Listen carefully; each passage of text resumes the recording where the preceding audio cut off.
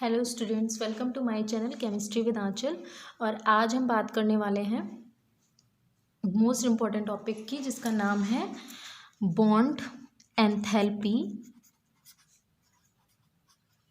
Bond enthalpy, ठीक है, और बॉन्ड ऑर्डर। तो सबसे पहले हम बॉन्ड एंथैल्पी को देखेंगे। बॉन्ड पैरामीटर्स में मैंने इसके जो प्रीवियस हैं बॉन्ड पैरामीटर्स, जैसे कि बॉन्ड एंगल और बॉन्ड लेंथ, ये दोनों ही मैंने आपको समझा दी थी। आई होप कि आपको समझ में आ गई होंगी। तो अब हम बात करेंगे बॉन्ड एंथैल्पी की। तो बॉन्ड एंथैल्पी क्या होती है? एंथैल्पी से आपको पता ही है कि एनर्जी होगी। तो ये बॉन्ड एंथैल्पी होती क्या है, तो देख लेते हैं। कोई भी जो मॉलिक्यूल होगा, ठीक है, कोई मॉलिक्यूल होगा, उसमें जो एटम्स के बीच में जो बॉन्ड होंगे, ठीक है, कोई भी मॉलिक्यूल होगा, मान लीजिए H2O मॉलिक्यूल है, ठीक है, H2O मॉलिक्यूल है, तो ये कैसे बनेगा? ऐसे बनेगा, ठीक है। तो H2O मॉलिक्यूल के बीच में जो ये बॉन्ड है एटम्स के बीच में, इनको डिसोसिएट करने में जितनी एनर्जी की रिक्वायरमेंट होती है, वही हमारी क्या होती है? बॉन्ड एंथैल्पी होती है। तो इसे हम सिंपली डिफाइन कर सकते हैं, the amount of energy required to break 1 mole of bonds of a particular type between 2 atoms, ठीक है। The amount of energy required to break 1 mole of bonds of a particular type between 2 atoms in a gaseous state, ठीक है, this is known as bond enthalpy। तो ये तो polyatomic molecule है, ठीक है। पॉलीएटॉमिक मॉलिक्यूल में क्या होगा? पॉलीएटॉमिक मॉलिक्यूल में जो बॉन्ड एंथैल्पी होगी, वो हमारी जो एवरेज बॉन्ड एंथैल्पी होगी, उसको हम वहाँ पे कैलकुलेट करते हैं। क्योंकि 2 एटम्स के बीच में, जैसे कि यहाँ पे O2 होता, ठीक है, तब, या फिर H2 होता, तब जो यहाँ पे बॉन्ड बनता, ठीक है, इसकी जो डिसोसिएशन एनर्जी होगी, ये तो आसानी से निकल जाएगी, ठीक है, जो बॉन्ड डिसोसिएशन एनर्जी होगी। लेकिन जो इसकी बॉन्ड डिसोसिएशन एनर्जी है या बॉन्ड एंथैल्पी है, वो हमारी चेंज होगी, इसकी अलग होगी और इसकी अलग होगी। क्यों अलग होगी? क्योंकि जब भी H2O हमारा ये डिसोसिएट होगा, तो पहले ये कैसे डिसोसिएट होगा? H+OH में, ठीक है। तो H+OH में होगा, तो OH से जो H अलग हुआ है, तो इसमें डिसोसिएशन एनर्जी जो यहाँ पे रिक्वायर्ड हुई है, रिक्वायरमेंट थी जिसकी, वो थी हमारी 502 किलो जूल पर मोल, ठीक है। फिर हमारा जो ये OH है, ये फिर से यहाँ पे डिसोसिएट होगा और ये ऑक्सीजन गैसेस एटम और प्लस हाइड्रोजन गैसेस एटम में कन्वर्ट हो जाएगा। तो यहाँ पे जो डिसोसिएशन एनर्जी होगी, वो होगी 427 किलो जूल पर मोल। तो in a diatomic molecule, energy, bond enthalpy जो होगी, बॉन्ड डिसोसिएशन एनर्जी जो होगी, वो तो वेरी सिंपली हमारी क्या होगी? कैलकुलेट हो जाएगी। बट यहाँ पे अगर पॉलीएटॉमिक मॉलिक्यूल होगा, तो यहाँ पे बॉन्ड एंथैल्पी चेंज हो जाएगी, ठीक है। पॉलीएटॉमिक मॉलिक्यूल में जो बॉन्ड होंगे, उनकी बॉन्ड एंथैल्पी अलग अलग होगी, क्योंकि इन एटम्स के बीच की बॉन्ड एंथैल्पी अलग होगी, क्योंकि तब ये हमारा OH जो है, ये पूरा केमिकल एनवायरनमेंट यहाँ पे इस पे अफेक्ट करेगा, ठीक है। तो यहाँ पे अलग आएगी हमारी, और जब ये OH का बॉन्ड हमारा यहाँ पे डिसोसिएट होगा, तो इसकी बॉन्ड एंथैल्पी जो होगी, वो अलग आएगी। तो in a polyatomic molecule the term mean और average bond enthalpy is used.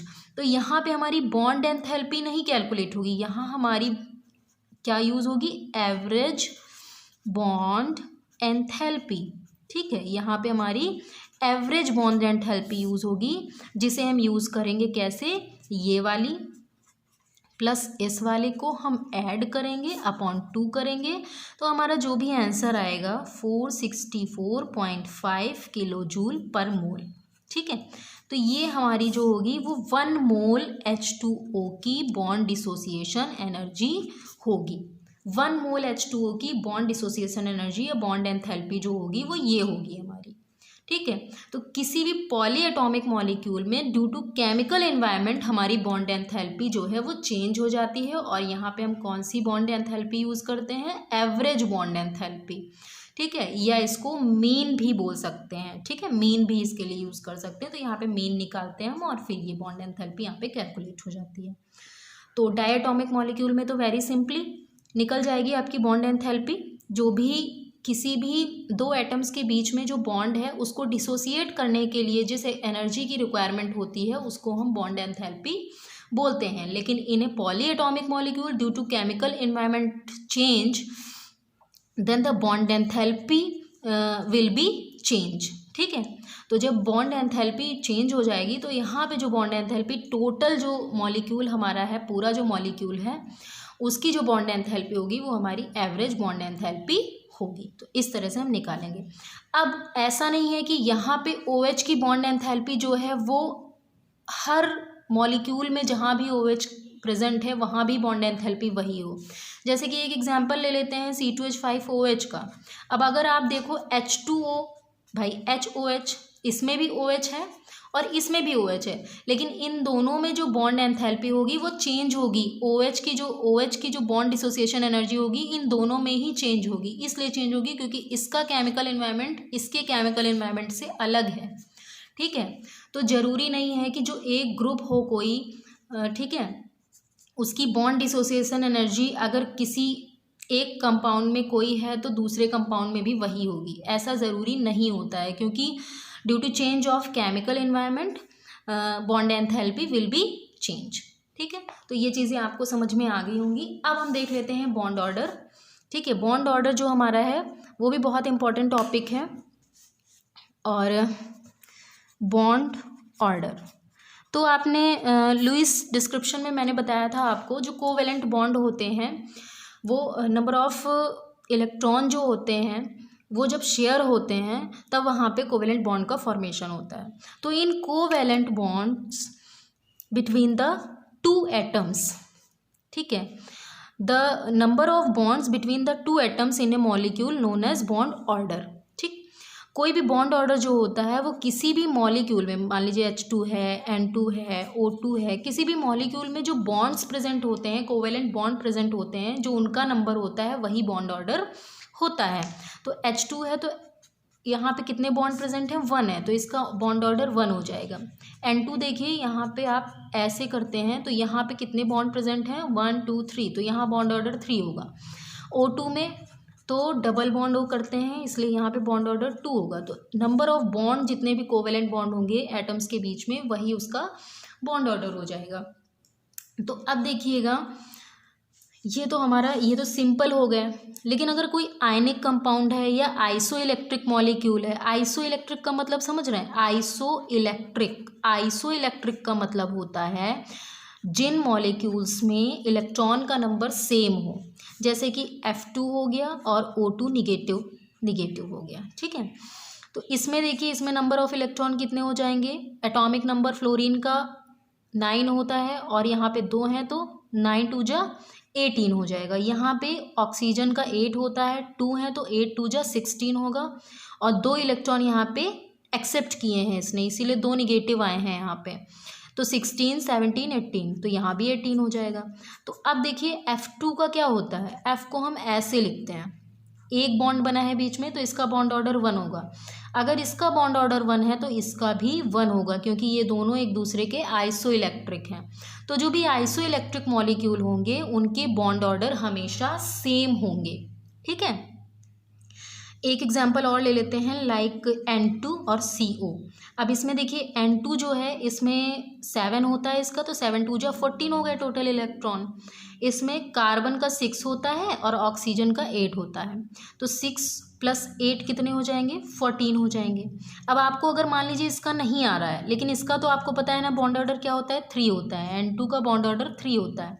अगर N2 का बॉन्ड ऑर्डर 3 है तो CO का भी 3 होगा, क्योंकि both are isoelectric molecule. ठीक है, तो ये हो गए आइसो इलेक्ट्रिक की बात। अब हम एक शॉर्ट मेथड दे सकते हैं जिससे हम बहुत जल्दी bond order with in A second निकाल सकते हैं। इसको बहुत ध्यान से आप देखिएगा। ठीक है, इसमें बस 2 फॉर्मूले हमें देखने हैं। ठीक है,